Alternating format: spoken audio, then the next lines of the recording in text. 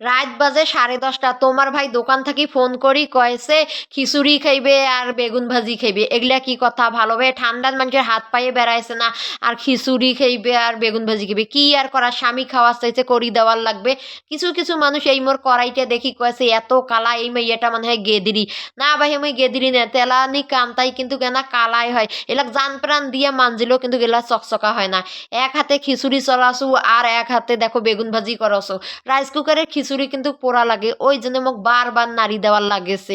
কি আর করার, মই বাপের বেটি কর্মা বেটি চলবে হে, এক হাতে মুই সব কিছু করছো। তোমরা এলে এখন মনে মনে করছেন এই বেটি চল কিন্তু নিজের প্রশংসা নিজে করেছি।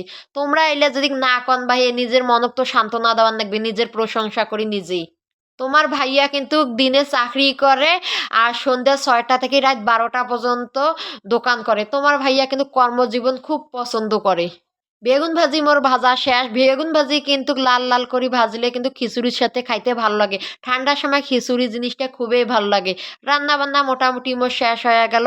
এই ফির দেখো এক এক করে উঠেছো। কায় কায় মোর মতন আছেন গ্যাস বন্ধ করে আবার ঘুরি এসি দেখেন গ্যাসটা বন্ধ করছু না নাই করো। ওই জন্য দেখো মুই গ্যাসটা বন্ধ করনু, ফির আবার এনা পর আসি দেখি মেলা বন্ধ করছু কি নাই করো। রান্না বান্না শেষ। কার কার খিচুড়ি পছন্দ? যদি পছন্দ থাকে আমার বাড়ির দাওয়াত নেন খিচুড়ির জন্য।